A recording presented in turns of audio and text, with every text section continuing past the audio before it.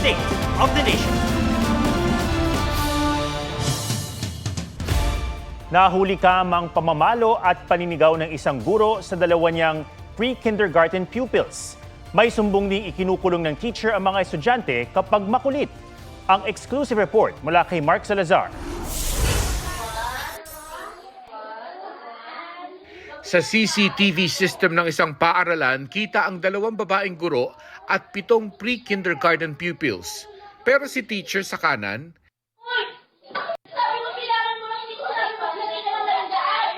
hindi lang pinalo ang batang lalaki, tila inambahan at binulyawan pa niya ito. Ikaw, ha? Anong hindi mo alam? Alam mo yan. Ang bata tila balisana. Kailangan mo lahat yan. Wasik! Nakita ng nanay ng bata ang video ng pananakit.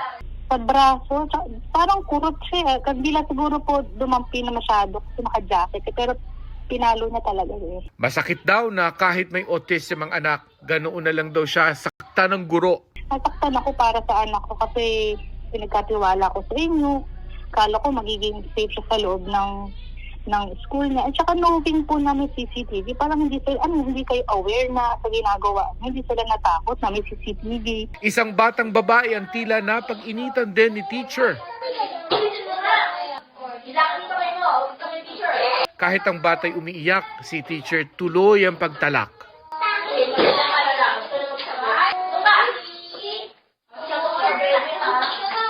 Naiiyak po ako sa ginawa sa anak ko. Hinampas po siya sa kamay. Sabi namin, ay bakit ganun? Halos baliin niya na po yung daliri ng maliliit na daliri ng anak ko. Ang sabi po nung teacher niya, masyado kang pabebe. So which is sa nagtuturo ng mga ganun mga edad na bata, which is mali eh. Hindi ka dapat magaganon. Isinumbong din daw ng mga bata na ikinukulong sila kapag makulit. May tinatawag kasi silang dark room eh. Ang dark room pala nila itong at Sabi ng mga magulang, nagsorry na raw ang guro pero desidido pa rin daw silang maghabla. Nakausap naman namin sa telepono ang nagpakilalang may-ari ng paaralan. Humingi siya ng panahong mag-imbestiga bago magbigay ng pahayag. Wala pang tugon ng DepEd sa nangyari. Mark Salazar, nagbabalita para sa GMA Integrated News. Ang Rodrigo Roa Duterte.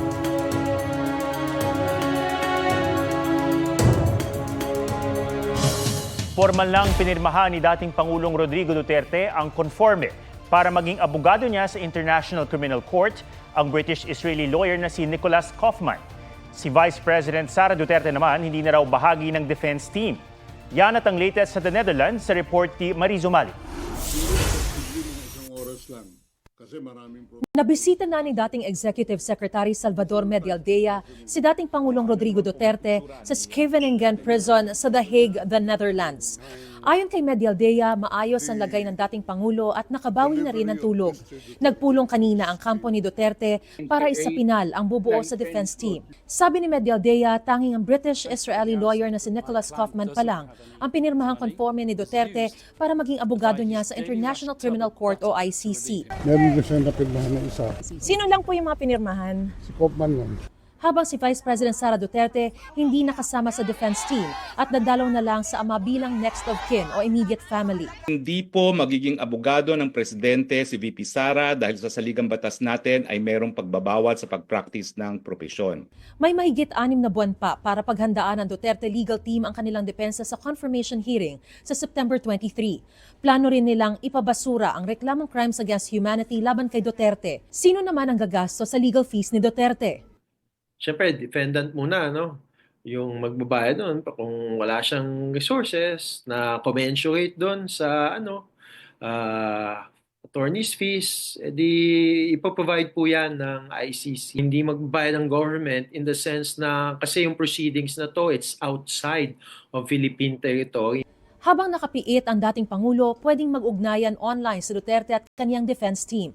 Ayon sa website ng ICC, may sariling computer ang selda ng detainee na nakalink sa computer ng ICC. Ang detainee lang at ang kanyang defense team ang may access sa computer. Hindi ito imomonitor ng detention center staff bilang paggalang sa right to privacy ng detainee at kanyang defense team. Batay sa application para sa warrant of arrest ni dating Pangulong Duterte sa ICC, kabilang sa mga ginamit na ebidensya ang witness statements, mga talumpati at public statement ni Duterte, kaniyang mga kautusan at memoranda, mga dokumento mula sa PNP at ibang ahensya ng gobyerno, pati na ang mga drug watch list na nilikha ng mga otoridad.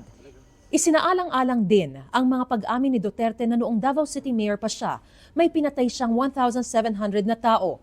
Sangkot siya sa Davao Death Squad at pinondohan ng extrajudicial killings, pati na ang pagsabing ang tanging kasalanan lang niya ay EJK. Ang kasalanan ko lang yung mga extrajudicial killing. Isinaalang-alang din ang mga banta niya na pagpatay sa mga sangkot sa iligal na droga sa kanyang inaugurasyon bilang Pangulo. Nasa 6,000 biktima ang tinukoy ng abogado ng mga biktima ng extrajudicial killings umano sa ilalim ni Duterte. Pero 43 biktima ng Davao Death Squad at Duterte Drug War lang ang ipipresenta sa ICC. The prosecutor, based on his prosecutorial discretion, chose these emblematic events or murders. Sakaling mapatunayang guilty si Duterte, maaaring makatanggap ng reparation o danyo sa mga biktima o kaanak nila. Dapat itong bayaran ng sentensyado. Kaya habang nililitis siya, inaalam kung nasaan ang assets ng nasasakdal at pinapa-freeze ito. Pero dahil kumalas ang Pilipinas sa Rome Statute na nagtatag ng ICC, It will be up to the President in the sense that the President will direct the necessary agency to do the necessary legal remedy. mula sa The Hague, the Netherlands, Mariz Umali nagbabalita para sa GMA Integrated News. Handa raw ang Senado na bigyan ng proteksyon si Senator Bato de la Rosa sakaling iparesto siya ng International Criminal Court kaugnay ng partisipasyon niya sa Duterte Drug War. Si Attorney Harry Roque naman na nagpresentang mag-aabogado para kay Duterte sa ICC, hihingi raw ng asylum sa the Netherlands. May report si Tina Panganiban Perez. Pero pagdating ng araw, nalalabas yung warrant of arrest ko, uhulihin ako ng PNP. Ito lang masasabi ko sa inyo. Ito lang masasabi ko sa inyo. Lahat ng ginagawa nila ay illegal. Nanggagaliiti si Senador Bato de la Rosa sakaling ipaaresto raw siya ng International Criminal Court o ICC. Noong 1 linggo pa, nagsabi si de la Rosa na humihingi siya ng proteksyon ng Senado. Sabi ngayon ni Senate President Chis Escudero, hindi nakabase sa batas, pero nakabase sa tinatawag na institutional courtesy. Hindi papayagan ng Senadong arestuhin ang sinumang miyembro niya sa loob ng Senado. Noong kasuhan at isyuhan ng arrest warrant, sina dating Senadora Laila de Lima noong 2017 at dating Senador Juan Ponce Enrile, Jinggoy Estrada at Bong Revilla noong 2014, pare-pareho silang sumuko. Hindi naman daw nagtakda ng time limit ang mga nagdaang Senate President. Pero malinaw rin na hindi unlimited ang pananatili sa loob ng Senado. Hindi naman sa habang panahon, hanggat mabigyan siya ng sapat na panahon na magkaroon ng linaw o pagpapasa yung kanyang judicial remedies. Ang paraan ng pag-aresto kay dating Pangulong Rodrigo Duterte na pinuna mismo ng abogado niya sa ICC Pre-Trial Chamber na si dating Executive Secretary Salvador Medialdea. It was a pure and simple kidnapping. My client was denied all access to the legal recourse in the country of his citizenship, and this all in the nature of political score settling. Gustong ipasiyasat ni Senadora Amy Marcos. Anya, dapat malaman kung nasunod ang due process at naprotektahan ang mga karapatan ni Duterte, lalo't kumilos dito ang Interpol at ICC. Dapat daw masagot ang usapin para pagtibayin ang ating jurisdiction at para linawin ang polisiya ng law enforcement agencies natin pagdating sa international tribunals. Handa naman daw makipagtulungan ng Malacanang sa investigasyon. If the inquiry is in aid of legislation, we will respect the request of Senator Amy. We just complied with all the requirements with the law regarding the arrest of former President Duterte. Okay.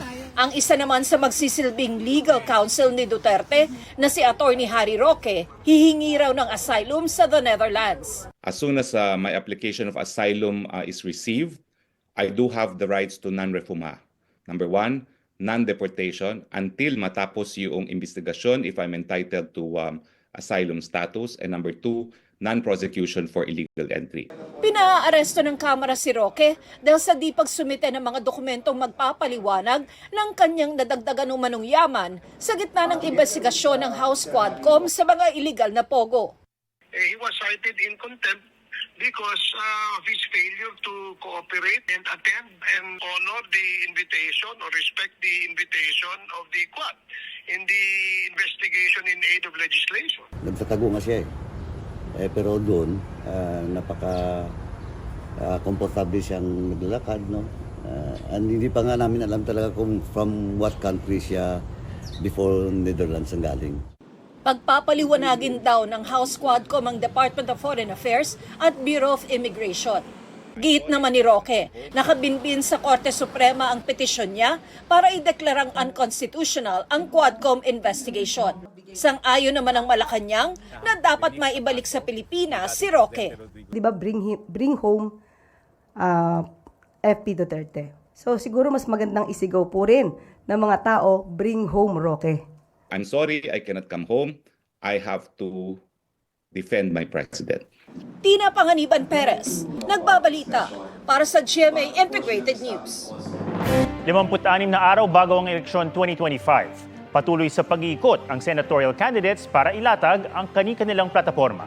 May report si Sandra Aguinaldo. Nangako si Senador Bongo na patuloy na magseserbisyo sa abot ng makakaya. Nag-ikot naman sa Antique si Senador Lito Lapid. Tinalakay ni Liza Masa sa Batangas ang mga banta ng quarrying operations. Sabi ni Kiko Pangilinan, ang pamumuhunan sa edukasyon, pamumuhunan sa kinabukasan. Para kay Ariel Quirubin, dapat itaas ang pensyon depende sa inflation rate. Paalala ni Benher Abalo sa OFW sa Singapore, exercise your right to vote. Tiniyak ni Bam Aquino ang pinalakas na batas sa libreng kolehiyo. Nakipag-meet and greet sa mga taga-Pasig si Senadora Pia Cayetano. Si David De Angelo, iginiit na dapat muling sumama sa ICC ang Pilipinas. Nag-ikot sa mga pamilihan sa Parañaque si Attorney Angelo de Alban. Patuloy naming sinusundan ang kampanya ng mga tumatakbong senador sa eleksyon 2025.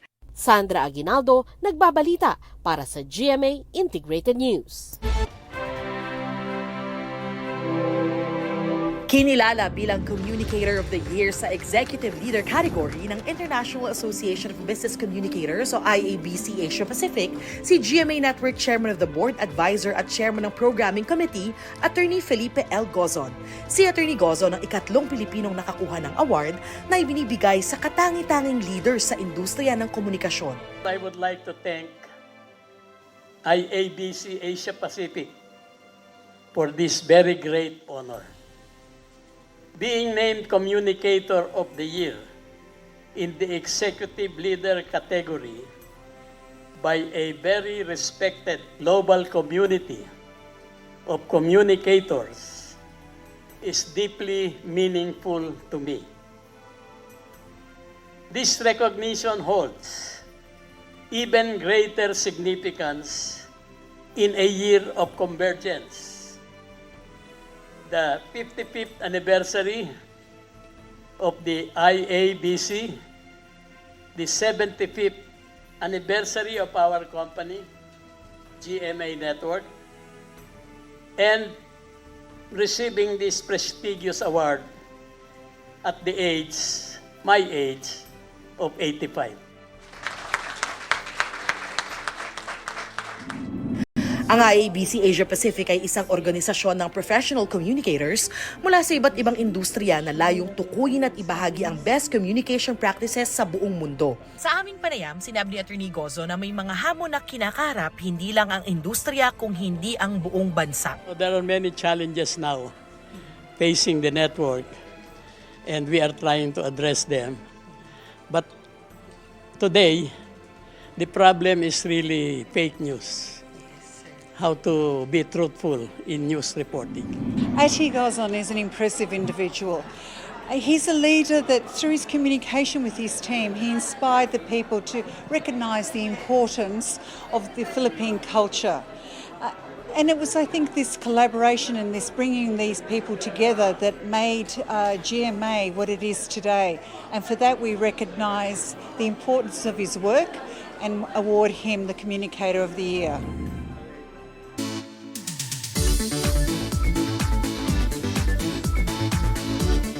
Thinking of gala sa tag-init?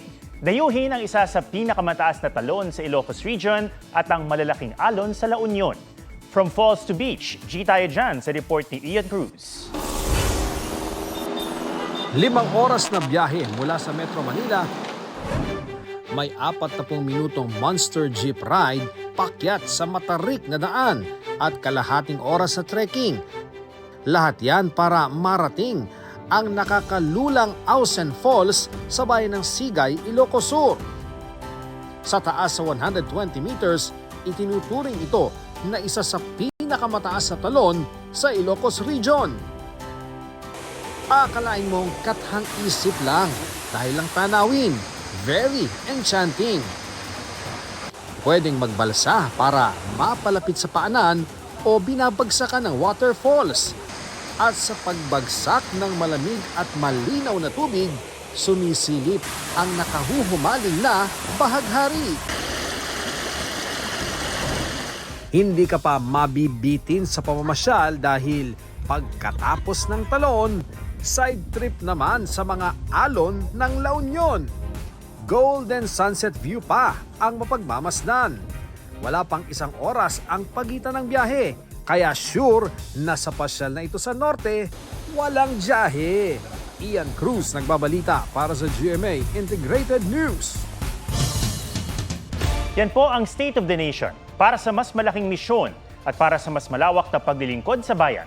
Ako si Ato Maraulio mula sa GMA Integrated News, ang News Authority ng Pilipino. Huwag magpahuli sa mga balitang dapat niyong malaman.